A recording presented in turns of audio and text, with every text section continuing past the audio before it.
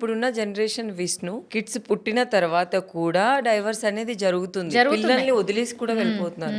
So ఇలాంటి వాళ్ళని చూసినప్పుడు నీకు ఏమనిపిస్తూ ఉంటుంది? నాకు చాలా అసలు నాకు అనిపిస్తూ ఉంటుంది, అంటే అట్లీస్ట్ ఒక పర్సన్ తో ఉండలేనప్పుడు ఇంకా వాళ్ళ లైఫ్ ఎలా సక్సెస్ఫుల్ గా రన్ అవుతుంది, వాళ్ళు ఎలా లైఫ్ లీడ్ చేయగలరు. ఇప్పుడు మామూలుగా కూడా చిన్నప్పటి నుంచి మనకి అమ్మ నాన్న పెంచినప్పుడు కూడా ఏదో ఒక విషయంలో మనల్ని కొడతారు, తిడతారు. ఆ టైంలో మనం వెళ్ళం. ఎందుకు అని అంటే ఆ టైంలో మనకి బతకడానికి ఏదో ఒకటి ఉండాలి. వీళ్ళు కొట్టినా తిట్టినా వీళ్ళతోనే ఉండాలి. మనం మనకు అన్నం ఎవరు పెడతారు? ఆప్షన్ ఉండదు.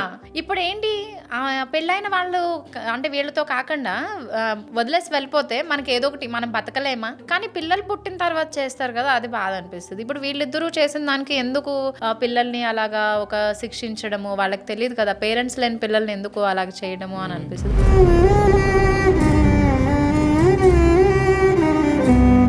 ఇలాంటివన్నీ జరగకుండా మనము ఎవరి మనసులోకి వెళ్ళి మార్చలేం.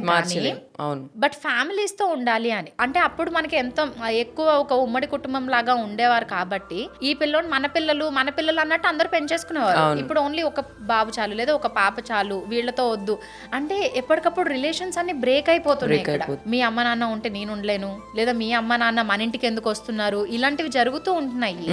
మన పేరెంట్స్ కి ఎంత రెస్పెక్ట్ అయితే ఇస్తామో అబ్బాయి వాళ్ళ పేరెంట్స్ కి అంతే ఇవ్వాలి. అబ్బాయి కూడా సేమ్ మనల్ని ఇచ్చినందుకు కూడా అలానే ఉండాలి. ఇప్పుడు ఏదైనా ఒక గొడవ జరుగుతూ ఉన్నప్పుడు కూడా వీళ్ళిద్దరూ ఫైట్ చేస్తున్నప్పుడు ఆపడానికి ఎవరు ఉండరు. ఆ టైంలో ఏమైపోద్ది, ఎక్కడికో పీక్స్కి వెళ్ళిపోతుంది. నువ్వు నన్ను కొట్టావా, నువ్వు నన్ను తిట్టావా అని అక్కడ అలా బ్రేకప్ అయిపోతుంది. వీళ్ళని ప్యాచప్ చేయడానికి ఎవరు ఉంటారు? ఎవరు ఉండరు కదా.